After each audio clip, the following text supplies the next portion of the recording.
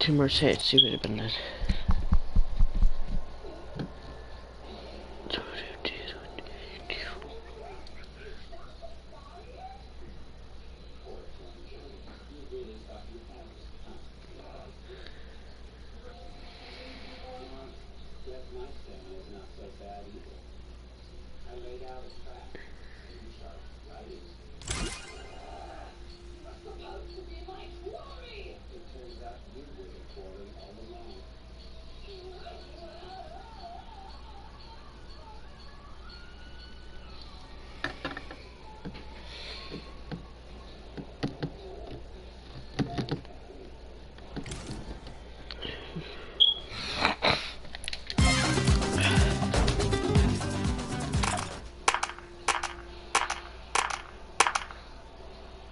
I swear something with the spring that clogs up my nose. It has to be.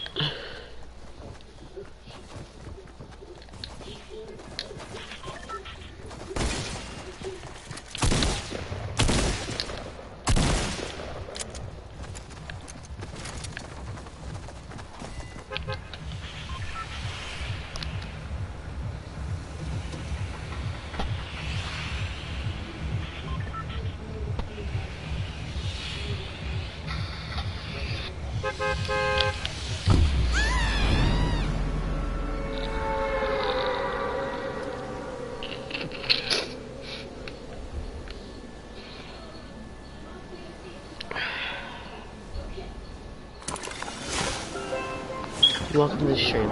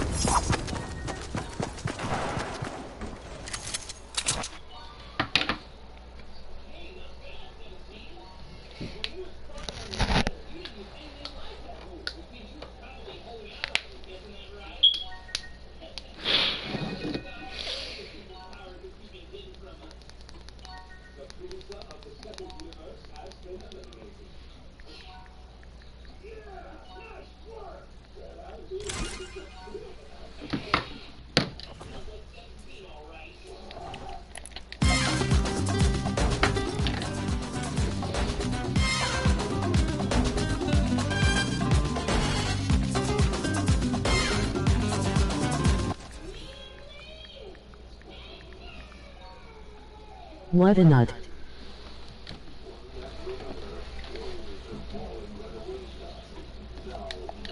What?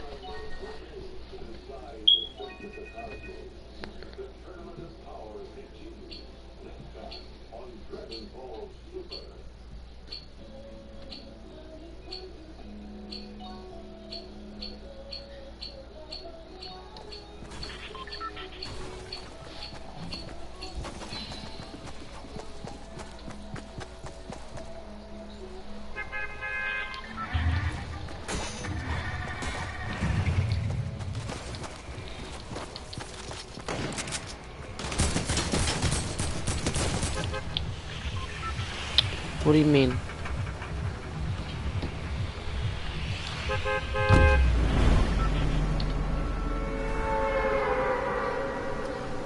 Is it 'cause I bought the skin?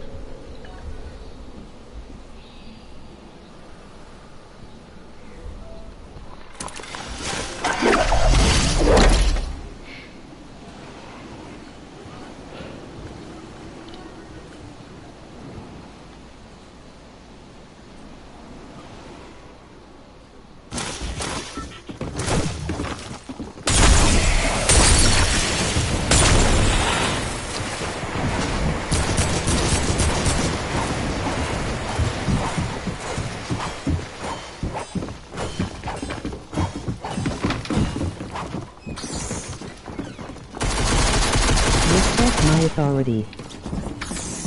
You're not Eric Cartman, be quiet. I don't No. care about your authority.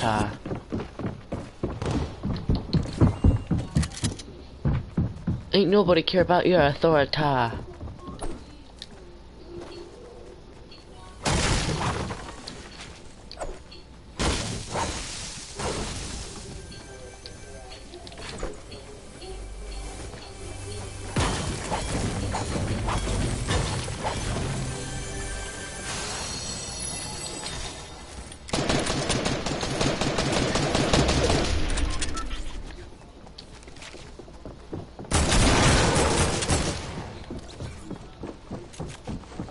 You should care about my authority.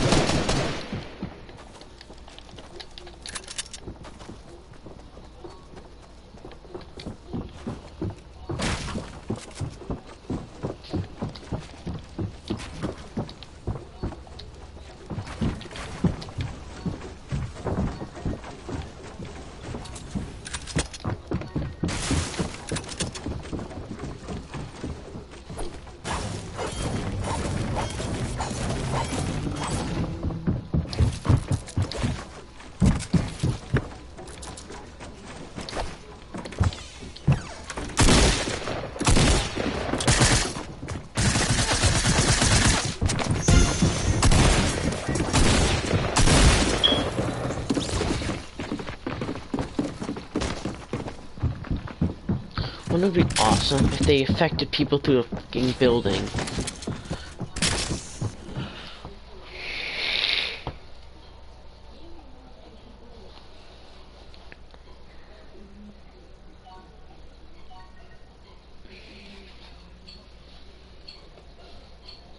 When life sucks.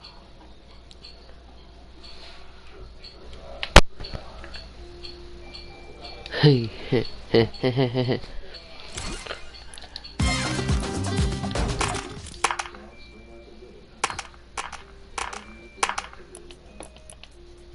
there's also this, which which I was gonna get, but I was like, nah, take the OG. That's no longer OG. I'll take the no longer OG skin, please. That still not a lot of people are using.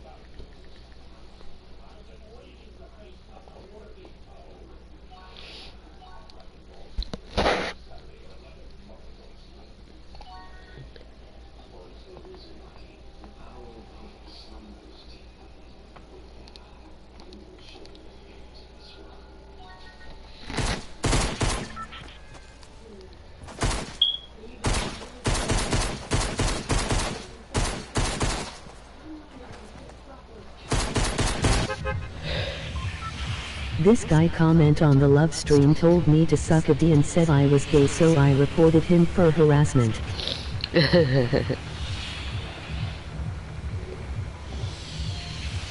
He deserved it, bro.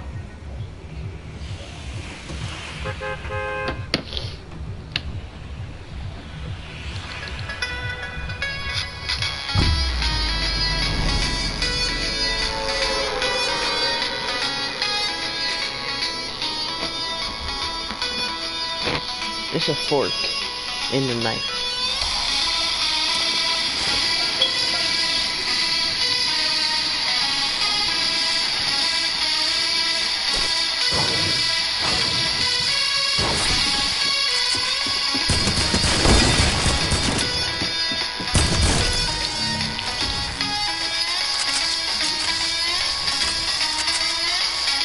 Respect my authority.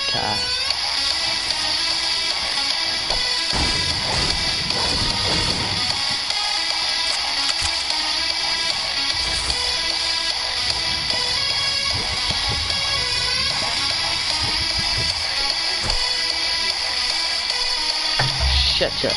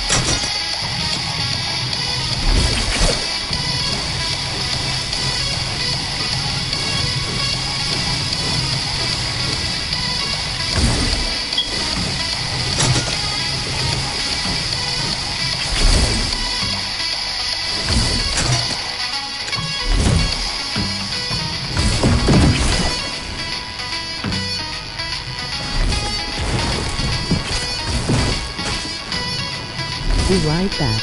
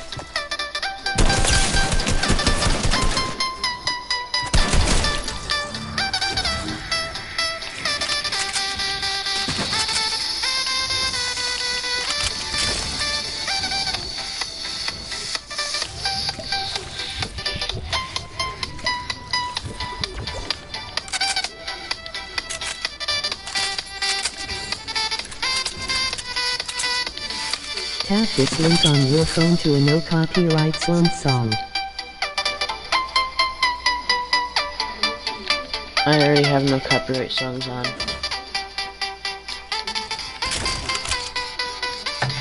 URL.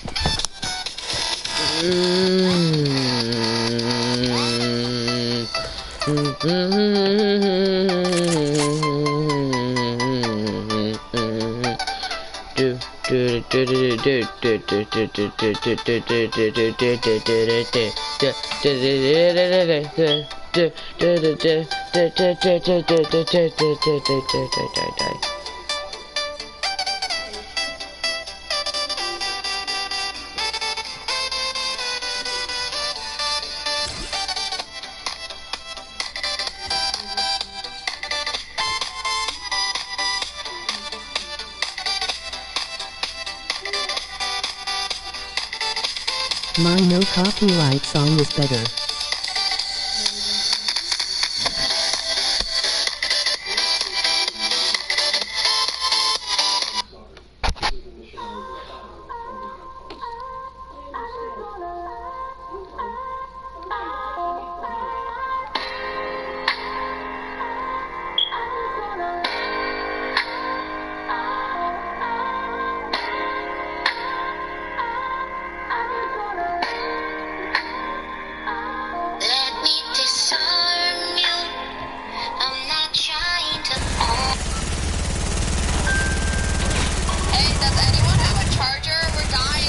Tired of charging, if you're tired of plugging in.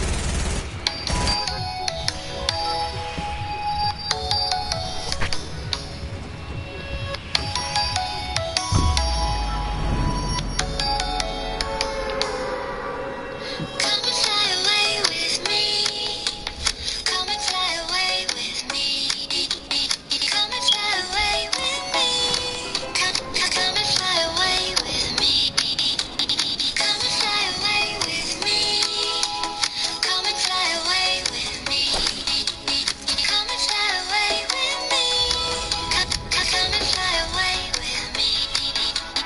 Don't you be afraid, everything will change you and jump in on the ice, these the dreamers never die. So come and fly, come and fly, come and fly away with me.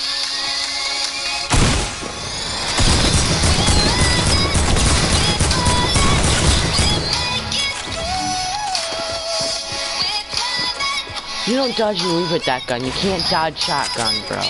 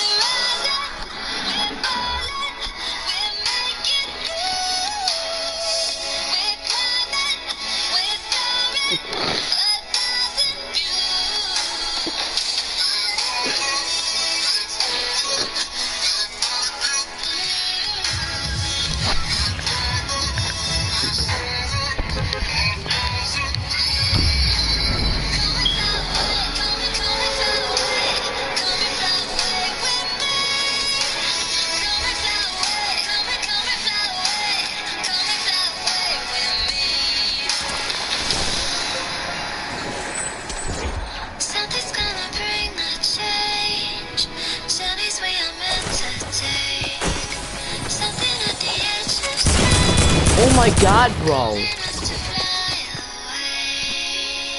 Bring a gun to a pickaxe fight. What a girl.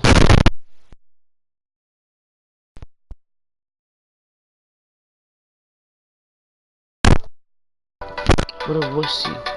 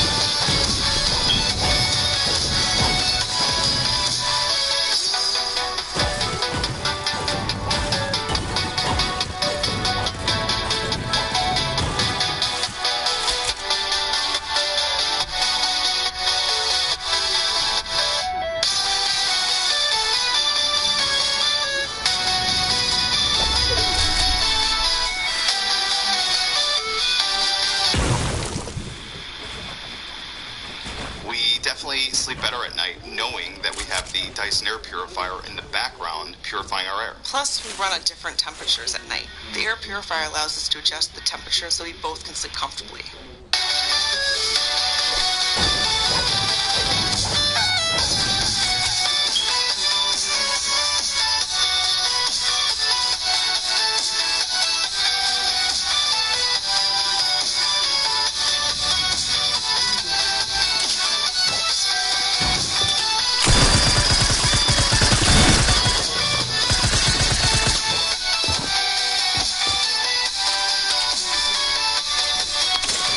Nerf it.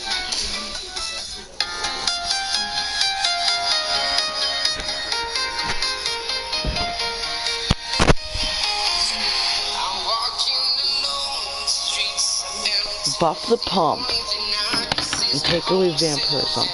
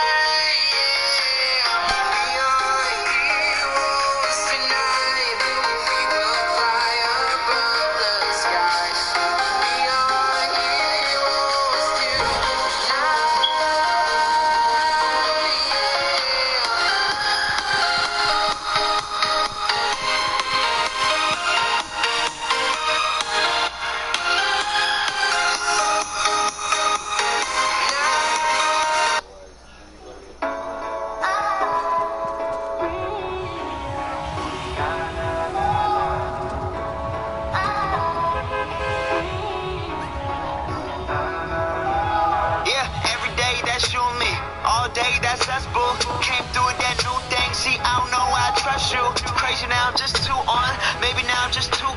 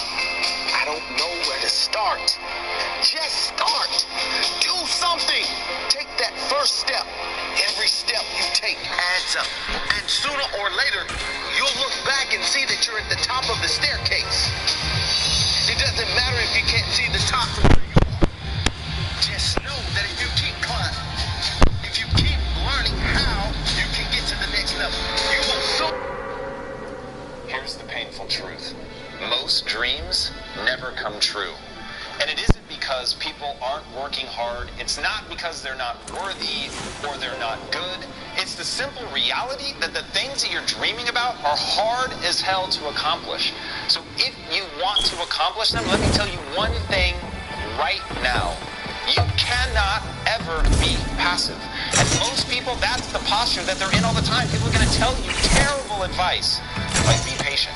But the reality is you can't be patient, not if you want to achieve at the highest level. And if patience is your thing, if you want to chill, if you want to relax, that is absolutely fine. There's no moral obligation to aim high. There's no moral obligation to want to be one of the greatest in the world. But let me tell you right now, if you want to be one of the greatest of all time, the reality is you're fighting an uphill battle. The reality is you're going to have to go so hard to make that a reality that other people simply cannot imagine working that hard for anything in their life. That's the simple truth.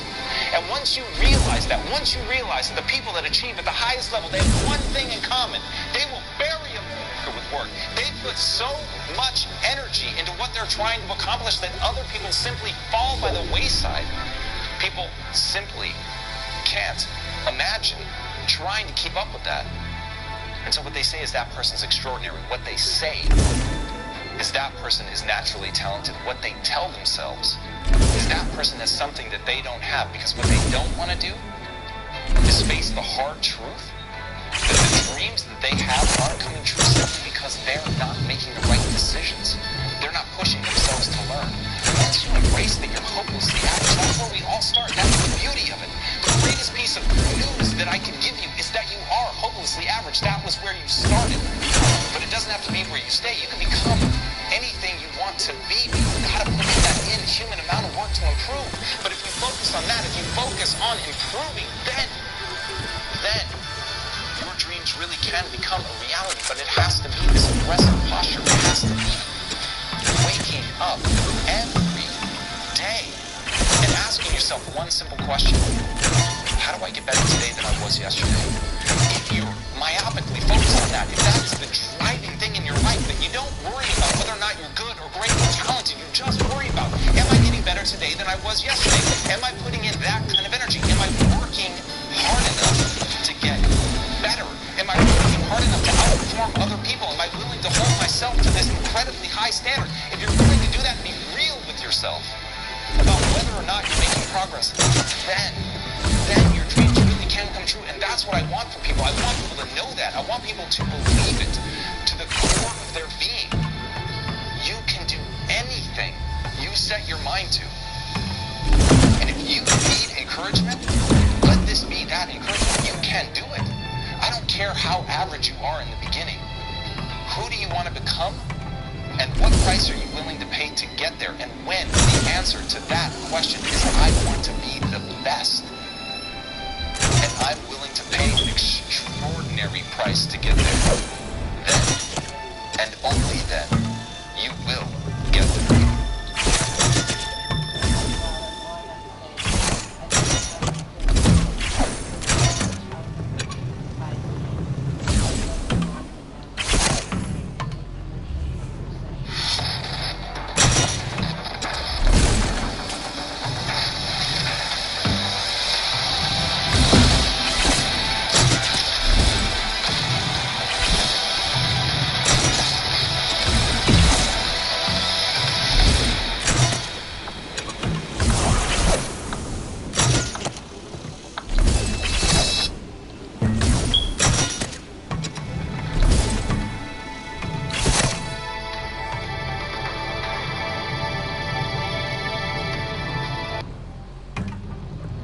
A subject or skill in half the time. Let's do this together.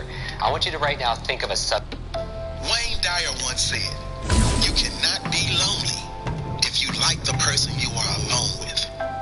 If you love who you are. If you are at peace with who you are. If you know that you are not in this world to live up to others' expectations and society's judgments, then you don't need others to fill a void. Because there is no void to fill. They might say you need friends to be complete. You need to get out more. You need to be more social. The people who say this are almost always the same people who cannot sit alone by themselves for even 1 minute without feeling lonely, because they can't stand their own company. The same people who can't sit alone for 1 minute without being bored, without picking up their phone and doing something to get a dopamine hit of attention. Sending a message, posting something on social media, checking their inbox or how many likes they have. I don't know about you, but I prefer to live at peace with who I am, rather than be addicted to needing attention to feel a sense of self-worth. Let's be clear. There is nothing wrong with being around others or spending time with friends. The more time you can spend with people you love being around, the better.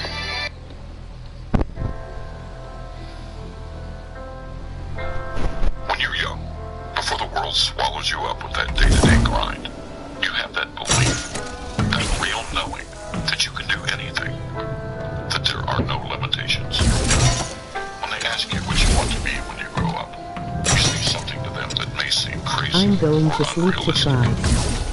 Then you do grow up, and the world teaches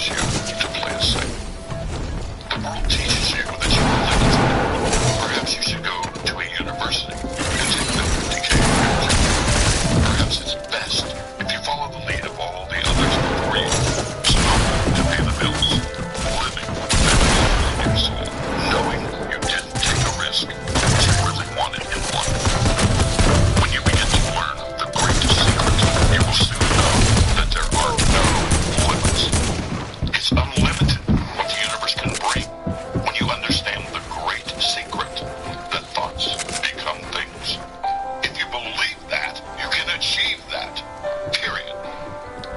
When you desire it so badly, when you feel your soul pull toward it, when you are willing to do whatever it takes to bring it to life, it must come to life. It's a universal law. Thoughts become things. But when we say thoughts, what we really mean is beliefs become things. Feelings become things. Every great human of the past knew this great truth. You know it in your heart too. It may be clouded by the limited beliefs projected on you over the years, but you do know this to be true. You can feel it in your heart when you think about your dream life. Plant your seeds, then trust that they will grow. Have faith, they will blossom. You are connected to the universe. We are all connected. We are all one. There is nothing, no event, no thing in this universe that isn't connected in some way. The world is a canvas for your imagination. You are the artist. There are no rules. Get to work. If you can imagine it in your mind, you can experience it in your reality. Don't forget, you will always attract what you believe you deserve. Don't fall into the trap of thinking you are unworthy of abundance. We are all worthy of abundance in all its forms. And when we have it, we can get more. Every day, every moment is a new opportunity.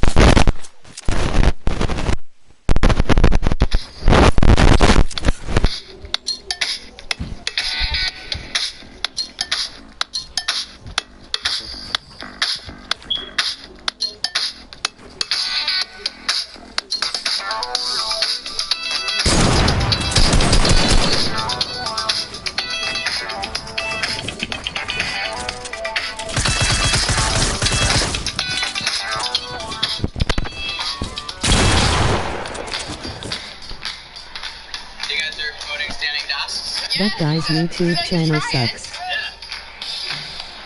Oh. That guy's YouTuber. I like to have like a nice standing desk like opportunity because I don't want to sit down. I like it. It's a smooth transition and it allows for like leveled eye contact with the actual. I want you to know that no matter where you are in life, no matter how low you have sunk, no matter how bleak your situation, I just checked it out. this is not the end.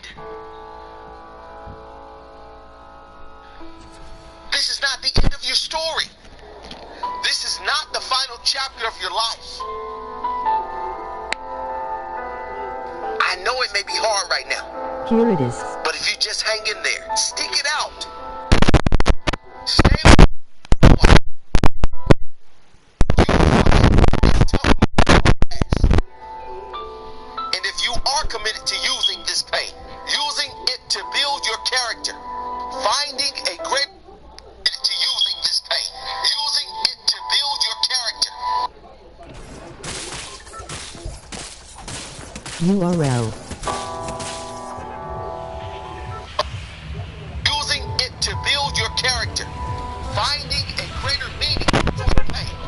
You will find that in time, you can turn your life around and help others going through the same struggles. The world right now is in the middle of a mental health crisis. Almost half the population suffers from depression at some stage throughout their life. Rather than join the queue, it's important we learn why we get down and then how we can change it. Because believe it or not, we create our own negative feelings, and we can also ensure that we turn our lives around and be a positive change for others.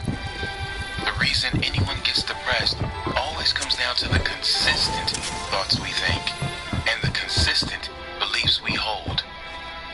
Well, I'm really going to sleep, but I'll keep the stream Anyone on. gets depressed always comes down to the consistent thoughts we think and consistent beliefs we hold. The point here is that anyone that is depressed is so because there is an external factor that didn't materialize in their life. They have lost something outside of their control, or don't have something that is out of their control. In school, we are taught how to get a job, but no one teaches us how to live in a state of happiness. No one teaches us how important our conscious and unconscious thoughts and I associations can are. stream snipe you Is now. our happiness not worth more than a job? Yes, it is. And before you say happiness won't pay my bills, happiness will pay your bills. When you realize you will be 10 times more energized, focused, and take positive action in your life, when you first choose to develop yourself as a priority, and then get to the stuff of the world. I've seen some people who many would consider to have it all in their life because they thought they were not good enough. A thought, a belief within them, told them they were not worthy. These people that many were jealous of, many envious of, were not good enough. You must value yourself enough to take the time every single day to work on you. To engage in something that will ensure you are a positive influence on the world. This, of course, doesn't mean life will suddenly be perfect. The same life challenges will show up. But if your mind is strong, if your mind is at peace, your reaction to the challenging times will be very different. Your reaction will be, how can I make this work? Not why is this happening to me? And then others will look to you, not with pity, but with hope. Because your strength will become their hope, their strength. You really can be that powerful. You can ditch the victim story. You can leave the pain behind and focus on how you will react next. How you will react positively. Read all you can read to get your mind in a positive place. Take steps to ensure you will be in a better position next time. Whatever pain you are suffering from, how you can ensure it won't show again. Take little steps, and soon you will be at the top of the staircase. Don't give up. You are worthy. You are more than worthy. You deserve to experience how great life can be, and you owe it to the world to be that positive change for others, to inspire others who will look to you and say, he did it, she did it, and I can do it too.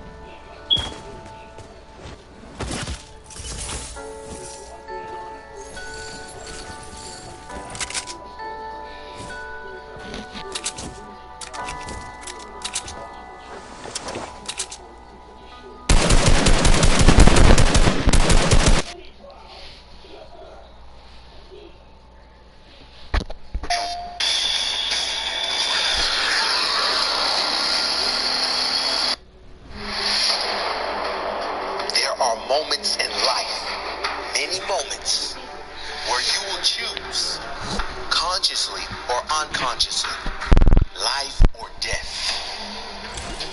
You will choose if your dreams will die with you, or you will live your fullest potential while you are alive. There are moments that will define you. There are moments that will grow you or kill you a little more deep in your soul. Sadly, not many people stand up to those moments. Most people cower and quit. If you've done that before, make the decision now to never accept it again. You are more than that. What do those moments look like? It's when you've been working on your dream for years. You're out of money. Everyone close to you is telling you to give up, telling you to take the job, play it safe. But you dig deeper. You look at what you've done wrong. You learn more. You work harder. You find a different path. You sacrifice. You do whatever it takes to make that dream come to life. It's when you're in the gym and your muscles are burning. You think you've got one left, but you dig deeper. Then you discover you have three. That's how muscles grow. When it's pushed past the resistance.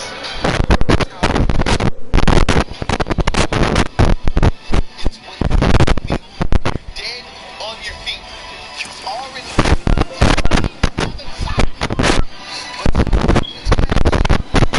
it's relying on you. You're dead inside, but you dig deep and find some life. You dig deep and find something that is out of this world.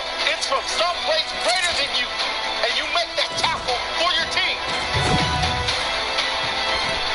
When you can walk off the field knowing you've given beyond everything, that's winning.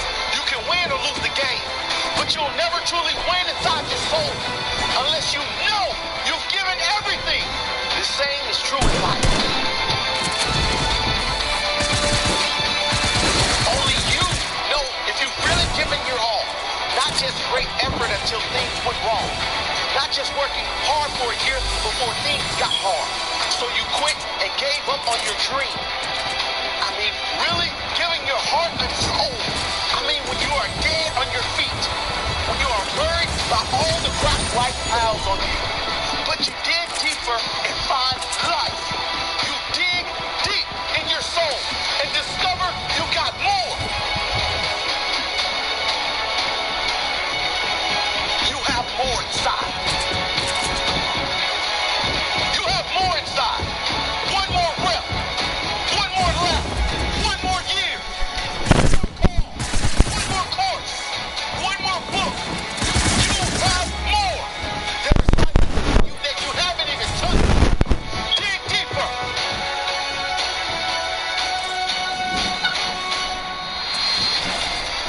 Most people have conditioned themselves to take the easy option in life. It doesn't work out in your business. Take the easy way out. Take the job. Getting up early is too hard in winter. Take the easy option. You fail. It's not for you. Take the easy option. Quit. In those moments you discover your the road to character or the road to misery. The road to growth or the road to suffering. The road to death or the road to life. Because you will die inside if you don't dig deep for You say you have tried everything. Dig deeper.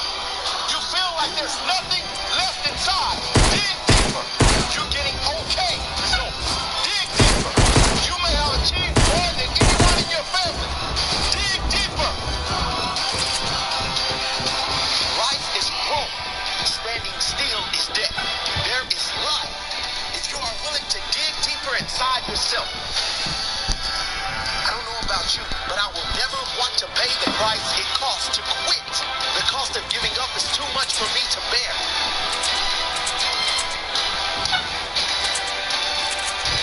If you are ordering easy, I hope you enjoy the dessert.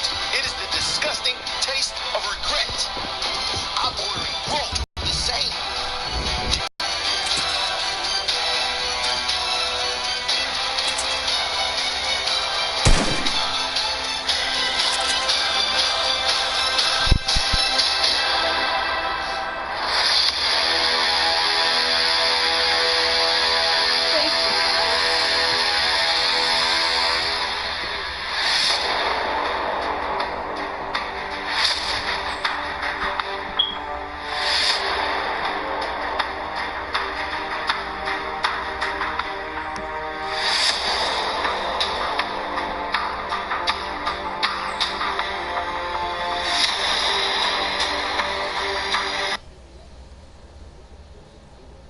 Fracture glass prints are for first days and birthdays and days. An unfair question. It presupposes that we can't.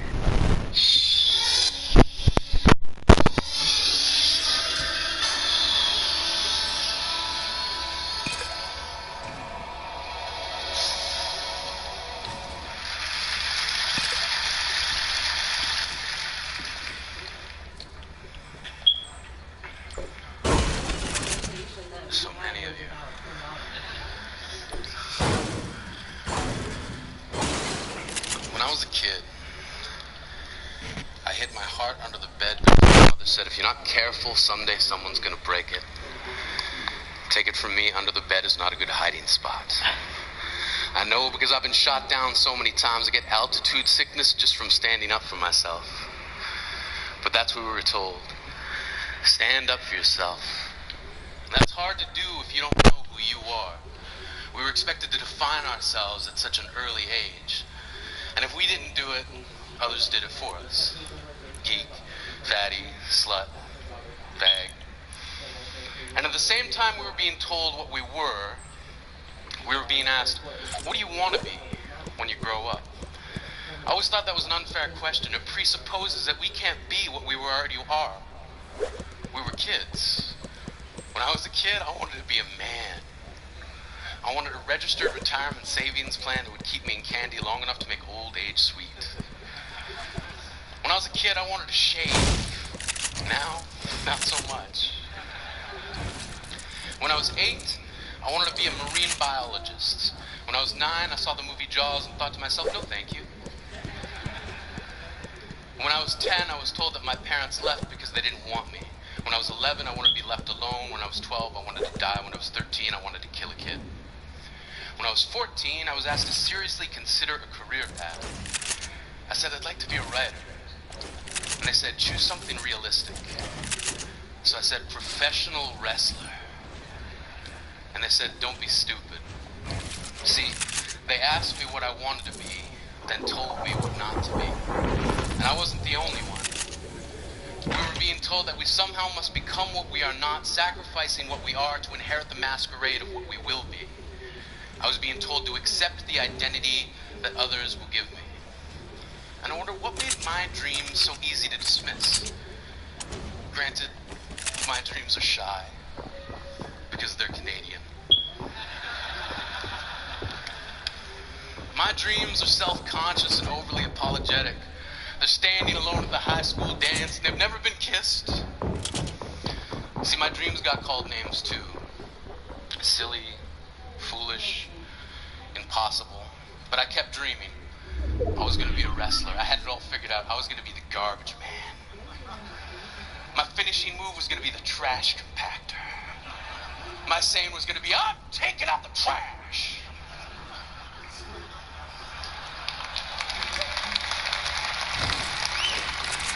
And then this guy, Duke the Dumpster Drosy, stole my entire shtick. I was crushed, as if by a trash compactor. I thought to myself, what now? Where do I turn? Poetry. Like a boomerang, the thing I loved came back to me. One of the first lines of poetry I can remember writing was in response to a world that demanded I hate myself. From age 15 to 18, I hated myself for becoming the thing that I loathed.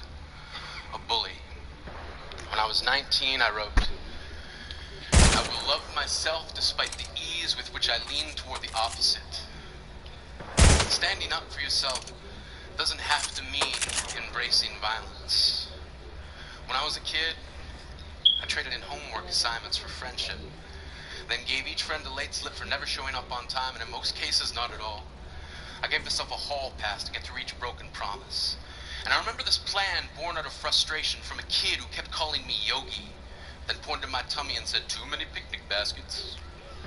Turns out it's not that hard to trick someone. And one day before class, I said, yeah, you can copy my homework. And I gave him all the wrong answers that I'd written down the night before. He got his paper back expecting a near-perfect score and couldn't believe it when he looked across the room at me and held up a 0. I knew I didn't have to hold up my paper of 28 out of 30, but my satisfaction was complete when he looked at me puzzled, and I thought to myself, smarter than the average bear, motherfucker.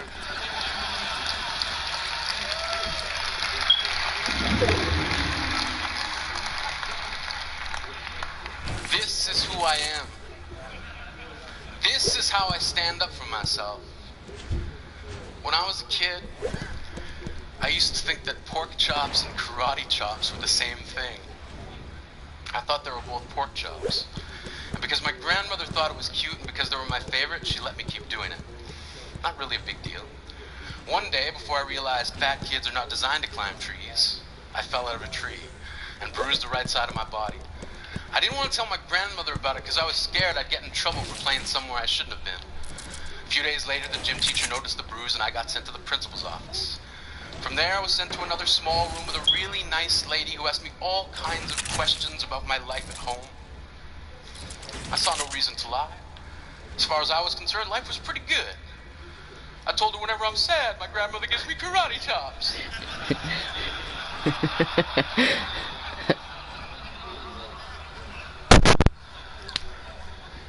This led to a full-scale investigation, and I was removed from the house for 3 days, until they finally decided to ask how I got the bruises.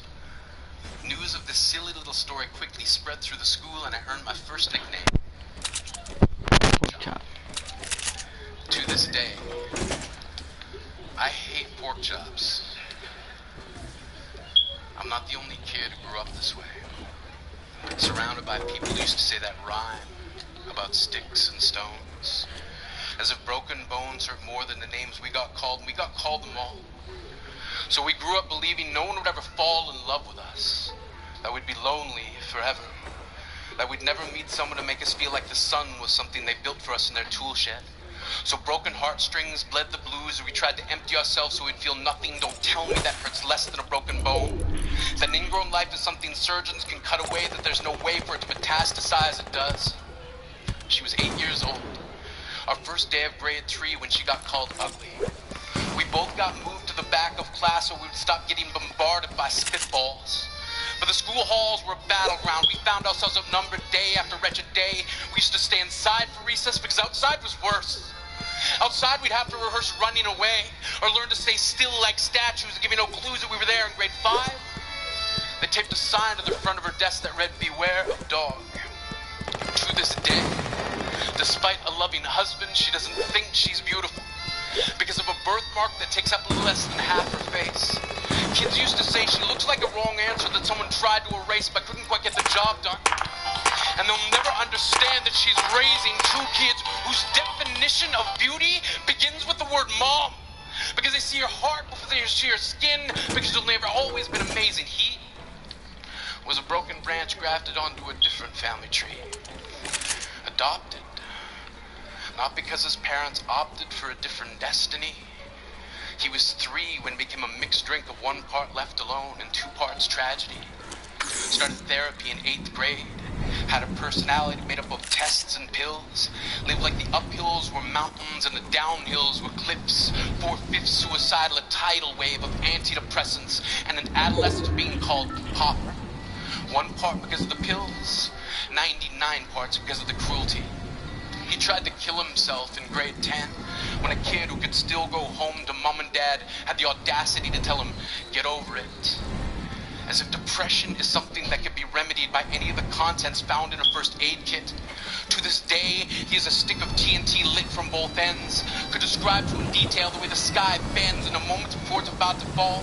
And despite an army of friends who all call him an inspiration, he remains a conversation piece between people who can't understand. Sometimes being drug-free has less to do with addiction and more to do with sanity.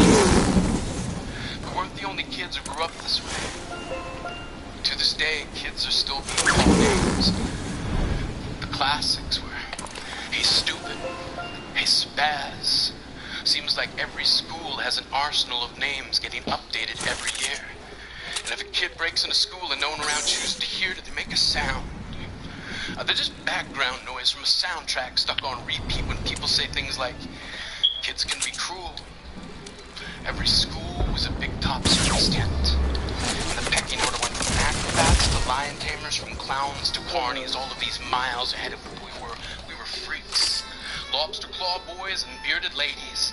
Oddities, juggling depression and loneliness, playing solitaire, spin the bottle, trying to kiss the wounded parts of ourselves and heal. But at night, while the others slept, we kept walking the tightrope. It was practice, and yes, some of us did.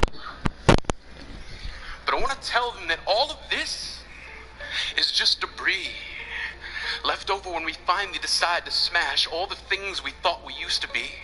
And if you can't see anything beautiful about yourself, get a better mirror. Look a little closer, stare a little longer, because there's something inside you that made you keep trying despite everyone who told you to quit. You built a cast around your broken heart and signed it yourself. You signed it, they were wrong. Because maybe you didn't belong to a group or a clique. Maybe they decided to pick you last for basketball or everything. Maybe you used to bring bruises and broken teeth to show and tell but never told. Because how can you hold your ground if everyone around you wants to bury you beneath it? You have to believe that they were wrong. They have to be wrong. Why else would we still be here? We grew up learning to cheer on the underdog because we see ourselves in them. We stem from a root planted in the belief that we are not what we were called. We are not abandoned cars stalled out and sitting empty on some highway. And if in some way we are, don't worry, we only got out to walk and get gas. We are graduating members from the class of We Made It. Not the faded echoes of voices crying out names will never hurt me. Of course, they did. But our lives will only ever always continue to be a balancing act that has less to do with pain and more to do with beauty.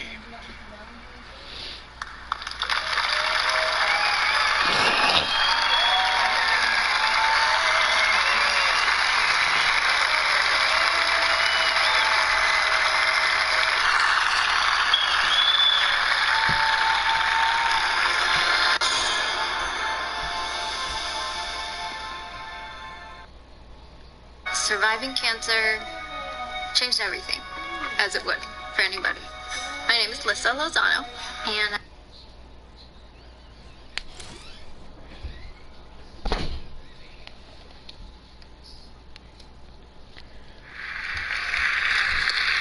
Thank you! Thank you! Beyond boundaries. What a theme, huh? Beyond. Now, when I think of boundaries, I think of rules, regulations, and restrictions. And I think of the parents, and the teachers, and the supervisors who hold us accountable with regard to those boundaries. Now, that's not a bad thing. I know if you're like me, I need supervisors. I need someone holding me accountable to do the right thing. But beyond boundaries is something different. I think of those leaders, those teachers, those supervisors, those parents who inspire us to go beyond the call of duty, to do more than we have to do it not because they tell us, but because we want to. I would like to share with you what the research says about how to make that happen. And not just for other people, but for yourself. Here's the deal. How can we inspire people and ourselves to be self-motivated? There's another word. It's called empowerment. You've heard that word, right? Now, the management definition of empowerment is done. Just get it done with fewer resources and less time.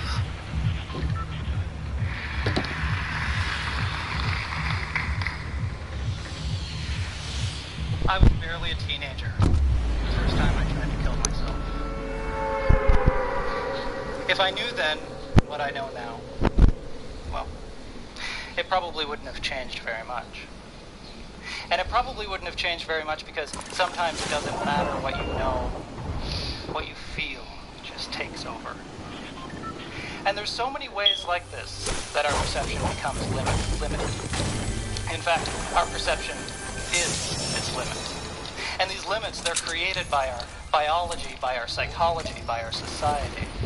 These are the factors which create that bubble which surrounds us, that is our perceptual field, our world as we know it. Now, this bubble, our perceptual field, it has this incredible ability to expand, contract, based on changes in any of those factors which create and inform it. Most of us experience the challenges of the contraction of our perception from time to time. Think about that time when you got cut off in traffic. In the city, it was probably the day, let's face it. When it happened, maybe you felt clutch. You jammed on your brakes in order to avoid a collision. When you did, you focused in on that one license plate as it sped by. Maybe the only thing to go through your mind at that time was how creative you could be in the words you were about to hurl out the window at the guy. Now, eventually, your perception would have returned to normal. You would have relaxed, you would have went on with your day, you probably would have even forgotten about it. But imagine you didn't. Imagine you stayed there, stuck there, in that narrow, dark place. Well, that's what it can be like to live with a mental illness. At least that's what it was like for me, at the depth of my own mental illness as a teenager. My perception had become restricted, flat. I felt like an asthmatic who had lost his glasses in a hurricane. So when I was sitting in that chair, across from my 8th grade guidance counselor, the only thing that I could think was, you're not good enough. You're not smart enough. You're not enough. And it didn't matter if I was, because these were the constricted limits of my perception. So when I held that 8-inch chef's knife in my hand, and I raised it to my throat, and I pressed it there, and I felt the blood begin to trickle down my hand. The only thing I could think in that moment, nobody would even know you're gone. I heard the guidance counselor ask from across the room, miles away it seemed like. He said, "Mark, please don't." I heard him, but I wasn't listening. I just took a deep breath. I don't have a choice. Had the guidance counselor not reached for me across the room, tackled me to the floor, wrestled that knife from my hand, maybe I wouldn't be here today. I think about that a lot. Now, not all days were that dramatic. In fact, most days I probably seem like just any other normal kid, if not a little quiet. And because the truth is, I was. In fact, I was so normal, most people never would have guessed. They probably would have even been surprised to find out how I hate the way the sunlight came in my window every morning when I would wake up. And I know that some of you know that feeling too. I was so normal that a few years later, after not getting the help that I so clearly needed, most people would have never known that I was the one that had caused so much commotion late one night when I tried to jump from an overpass. And again, if they did know, I would have been the last to find out anyway. Because that's how these types of things go. People seem plenty eager to talk about mental illness and about suicide, just as long as it's behind closed doors and hushed voices. Well, this is the part that I'm going to do with you today, by sharing with you my experiences. I hope to raise my voice, and I hope to open those doors. And this is how I do it.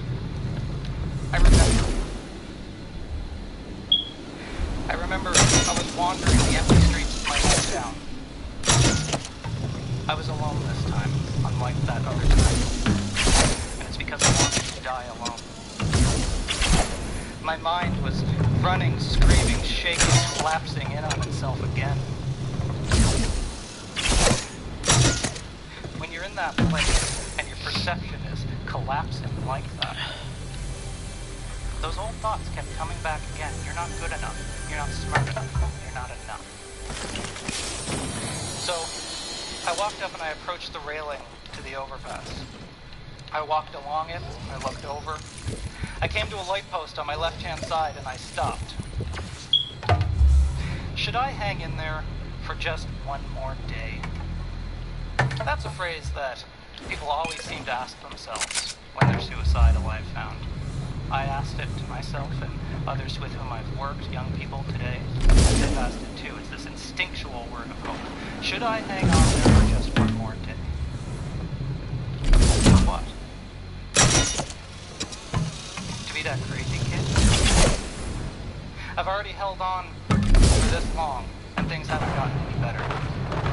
Why would I keep trying what hasn't been working? I'm not crazy. My perception was collapsing. It was squeezing out that instinctual hope that everybody has inside them.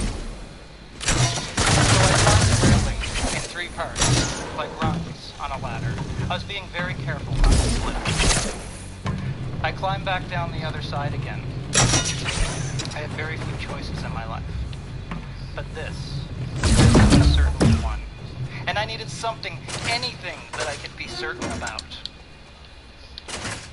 So I turned around. And I felt the railing pressing against my back just below my shoulder blades. I stretched my arms out on its cool metal surface. I remember feeling raindrops under my fingers. I looked down at my shoes. My running shoes were old, worn out, and tired. My heels were on the concrete. My toes were on nothing. I looked past my toes to the ground, 50 or so feet below. And on the ground I saw a rusted out chain link fence topped by 3 strings of barbed wire. As I was standing there in that moment, the only thing that I could think from my collapsed perception was, how far out would I need to jump from this bridge so I wouldn't land on that fence? Because I just didn't want it to hurt anymore. In that moment, my entire life was completely in my control. When you're living in a hurricane like this all the time, that's a really unfamiliar but really satisfying feeling, to feel like you have control over your whole life. So I stayed like that for a while. I just stood there in that feeling, experiencing that feeling of having agency over my life for a change. Eventually, I was brought back into the present by a man's voice over my right shoulder. I talked to him for a while, but even today, I don't remember about what. He was wearing a light brown jacket, but I don't remember his face. I didn't look back long enough, and I never saw him again. Before I knew it, I could see flashing lights from the corner of my eyes. I looked to my right and to my left, and there were 3 police cars on either side blocking off the street. There were crowds of late-night gatherers gawking at me from either side. This was 2, 3 in the morning, I guess. Either they came home from the... or they just walked up to see what was going on. A male voice from my right side. I heard him scream to me, "Jump, you coward!"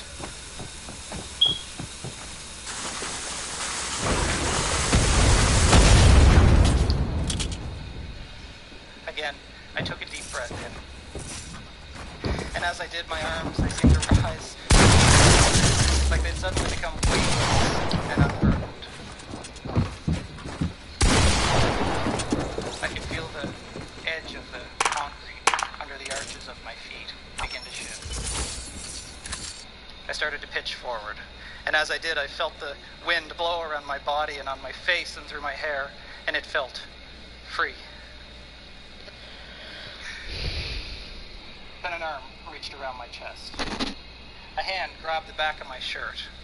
The man in the light brown jacket later told police that my body was completely limp when he grabbed me, and he dragged me backward over the railing. Can suicide really be a choice if it's the only choice available? We ask ourselves, how can it be the only choice? How can it even be a rational choice? And hopefully we wonder and we ask ourselves how we can help. Well, we can start to help by better appreciating that our mental health is contingent on this state and the flexibility of our perceptions. Whether we have a mental illness or not, how expanded or how contracted our perception becomes impacts the choices that we make. When I was standing on that bridge, my perception was so collapsed that I only had that one choice. Now, when we encounter the suicide of somebody else, we always seem to try to rationalize it. I hear it all the time. And I think that's because we're uncomfortable with feeling helpless and with not understanding. But since we know that our perceptions are created and continually informed by our biology, by our psychology, and by our society, we actually have many entry points for potentially helping and better understanding suicide.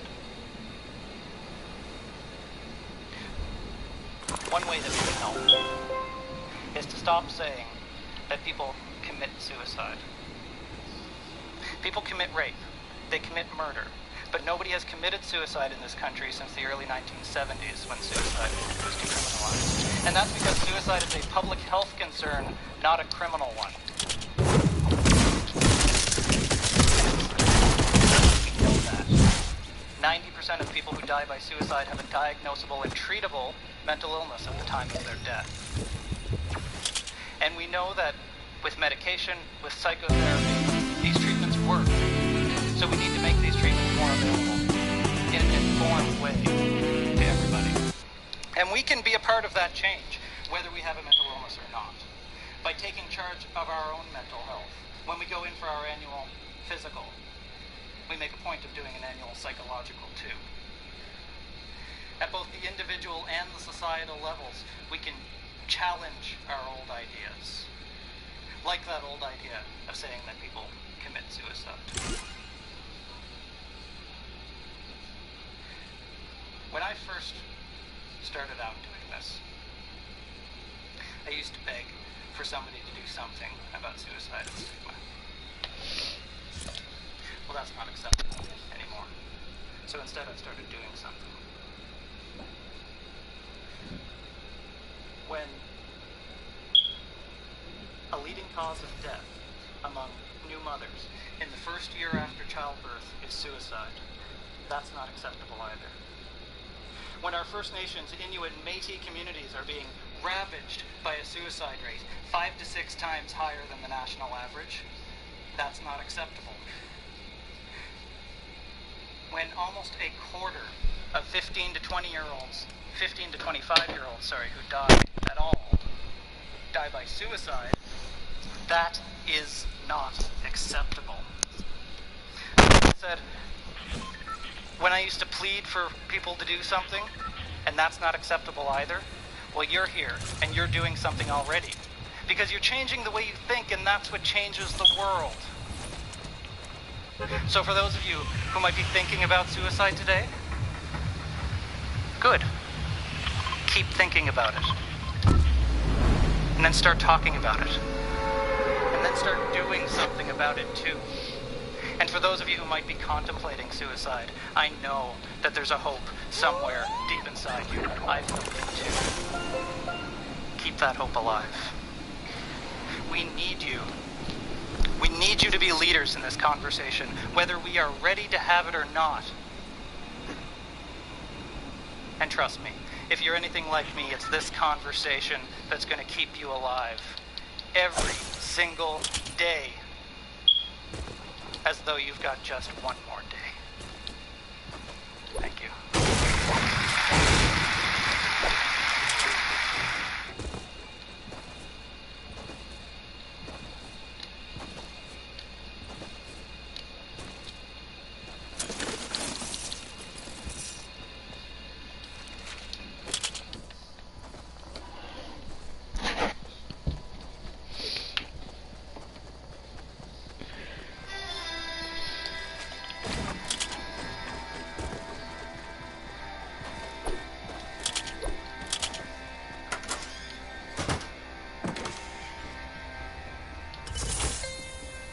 So it's June 15th, a warm summer day.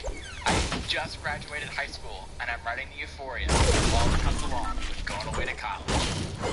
Now, most stories start off with, today was not a normal day. But not mine. Today was anything from normal, from sunup to sundown. I canceled plans with my friends. I decided to not go to my favorite museum with my family. And I washed my car by hand. All of these actions are really out of the norm. For whatever reason, I was home all day. And just after drying off my car, I was in my room, not really doing much, and my little sister Allison comes in. She asked, "Can we go pick up Maddie from Jason's house?" I said yes without really giving a second thought, and within a couple of minutes we're driving. A little backstory on Maddie and Jason. Jason is a junior, goes to my high school, and is dating Maddie, a freshman, who's friends with my sister.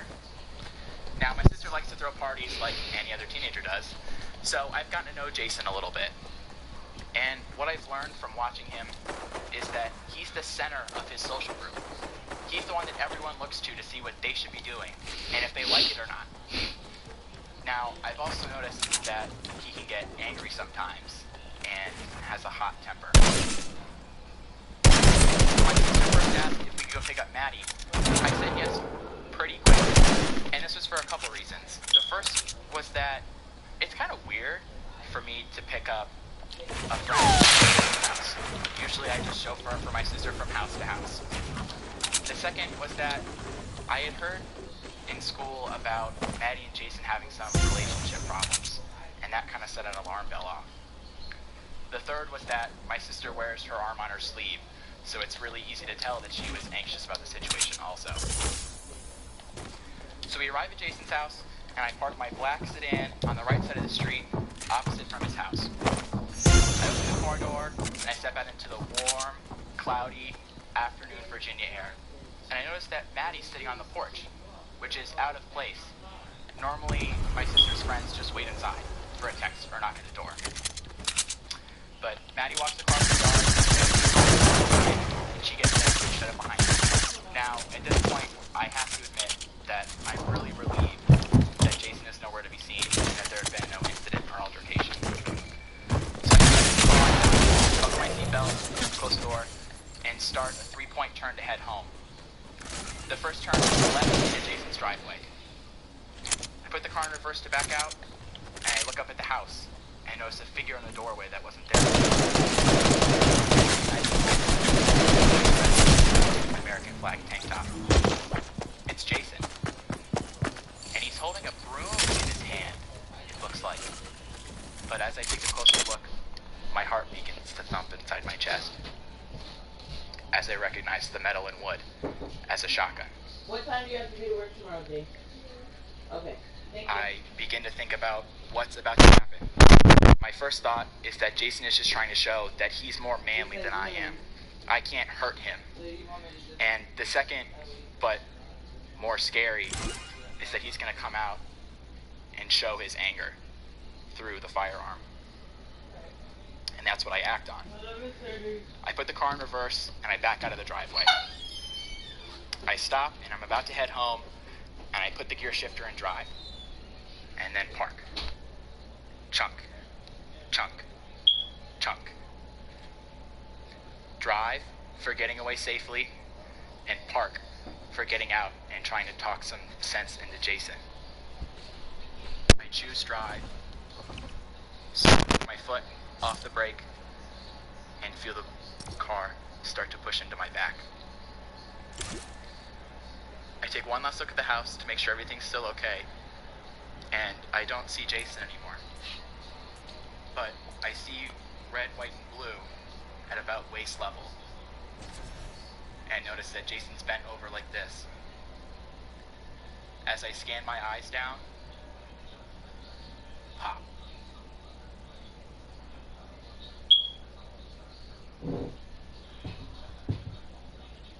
I see what looks like a pink mist covering the door that Jason was standing behind. I'm trying to wrap my brain about what just happened, and I force myself to come to the conclusion that what I was seeing was Jason's brain matter splattered on the door and the skylight above. I hear her name, Jody. Something just happened in the back seat, and I realize that I know something the girls don't. Jason just shot himself.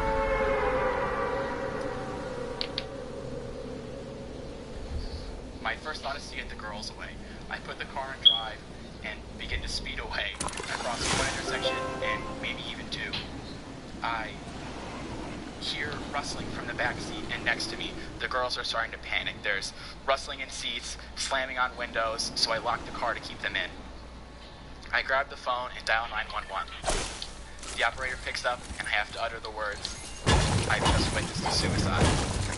and chaos immediately erupts inside the city. As I'm trying to relay the information to the operator, like the address, my name, and for some reason my birthday, I get a faint look from my sister with tears in her eyes and asks if Jason is going to be okay. In order to keep myself together, I have to move away. I pull the car over and get out because I cannot keep myself together inside with those two girls. I know that I have to stay at least calm and collected to keep them there and away from that door. I finish relaying the information to the operator, and they say, hang on, the police will be there soon. And then, click. The phone line goes dead, and the operator hung up, and I'm all alone. I stand outside in the familiar neighborhood of Vista Wood, knowing that I am the only one that knows what just happened. Holy oblivious. A car drives behind me. Someone's mowing their lawn off to my right, and I hear little kids playing to my left. Everything is normal as far as the rest of the world is concerned, but I am stuck in a different universe than the rest of the world. In a movie, when something like this happens, the screen goes dark and ominous music comes from underneath, but it's not like that. I was scared, and I couldn't do anything about it. Now, I tell you that story because today I want to tell you what it means to experience trauma.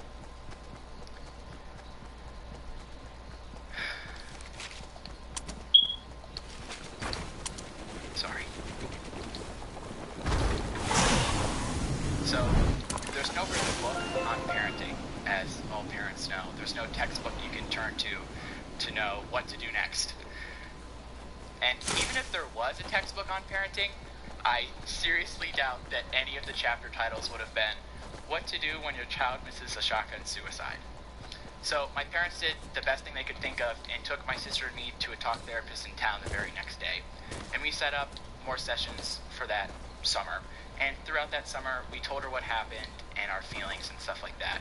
And it definitely helped, but it didn't help where I needed it, which was in my psyche, if that makes any sense. I'm really into knowing where people are coming from in their thoughts, actions, and words, and I subject myself to the same analysis.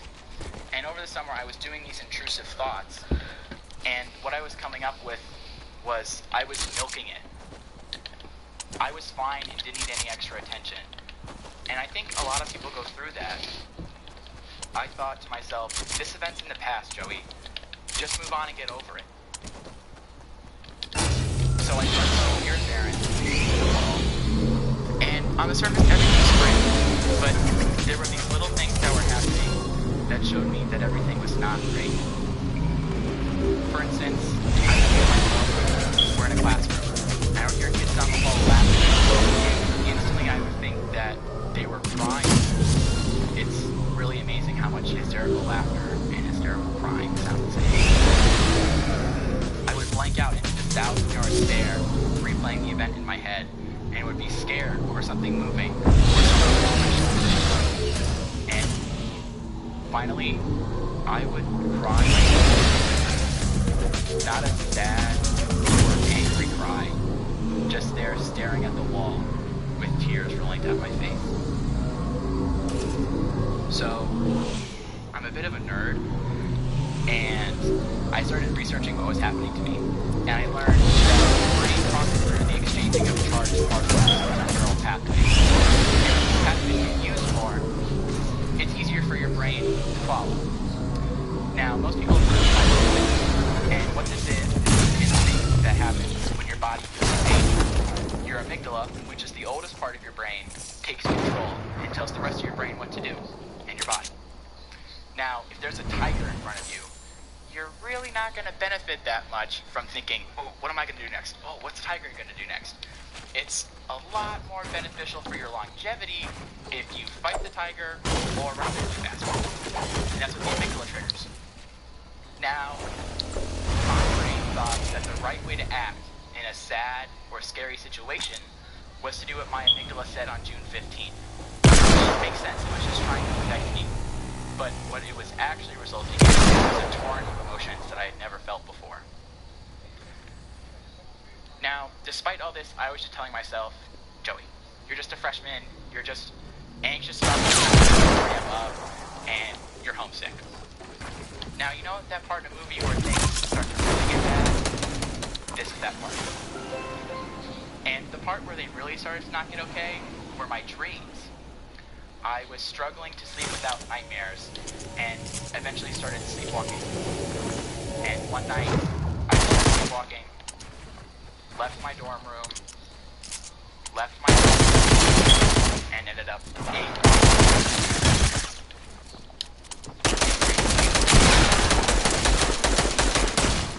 I was eventually found by the police, disoriented and confused.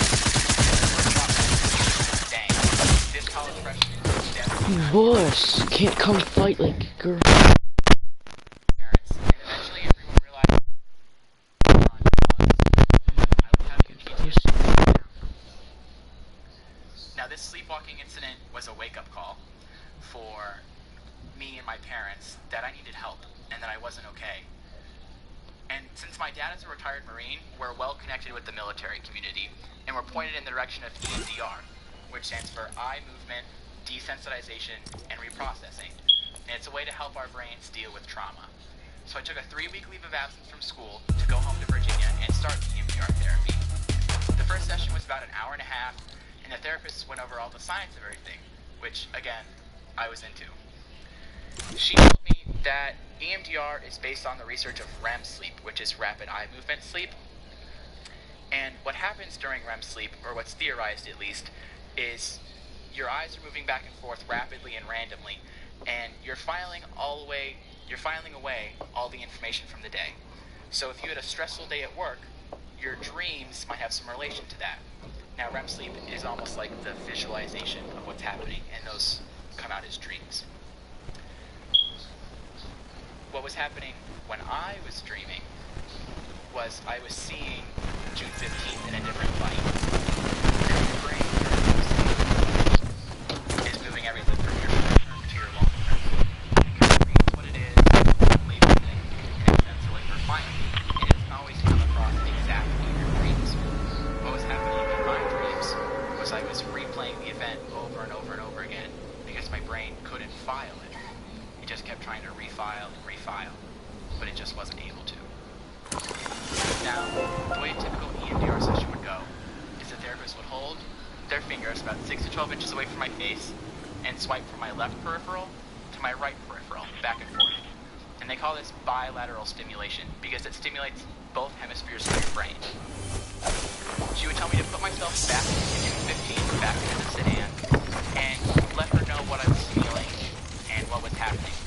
And when I came to a part where I was upset or didn't really understand what was happening, I was angry, she would say a sentence or two. And then we would switch again, and now it kind of started looking into my head. Now, there were two really big problems that I was having with June 15th. The first was that I felt like what the girls had seen.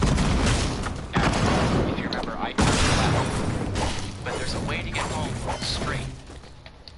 And I thought that because I turned left, that was the reason the girls saw what happened. That I was the reason they saw it. If I would have gone straight, they would be fine. The second was that I felt like I could have helped Jason.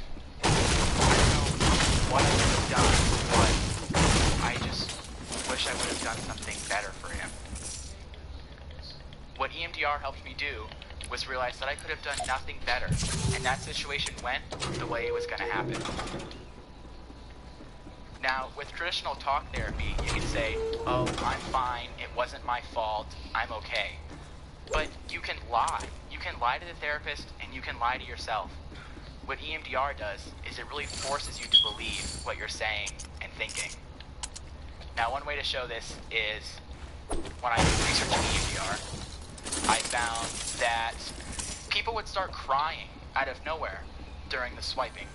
And I thought, no, that doesn't happen to me. It happens to me. We would be be sitting there, swiping back and forth, and I would just start crying uncontrollably. It was like someone had taken a champagne bottle and popped the cork, and all that was coming out was everything that I had bottled away on June 15th. And now it was finally escaping. Luckily, I only needed 2 EMDR sessions.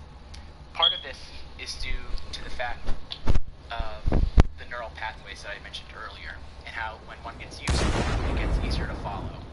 Now, in my brain, the trauma only had time to set up a walking path through the woods that my brain could follow. But in other trauma victims, like someone who's been to war or someone who's in an abusive relationship, they might have a highway that's been formed. For me, all we had to do was take a rake and brush the leaves back over, and my brain would forget it was there. But for someone else, you may need to take a jackhammer to it and plant trees and wait for them to grow, and that takes time. Now, a little statistic on EMDR to show that I'm not just like a poster child. After, on average, of 6 50-minute sessions, 100% of single trauma victims and 77% of multi-trauma victims had 0 signs of PTSD after. Now, EMDR is just one of the ways that we're learning about trauma and the way our brains process it. And who knows what science is going to bring us in 5, 10, or 20 years. What I do know is that before this event happened to me, I thought that trauma was just something you need to get over. Just accept it and move on. But what I realize now is that we have to help ourselves.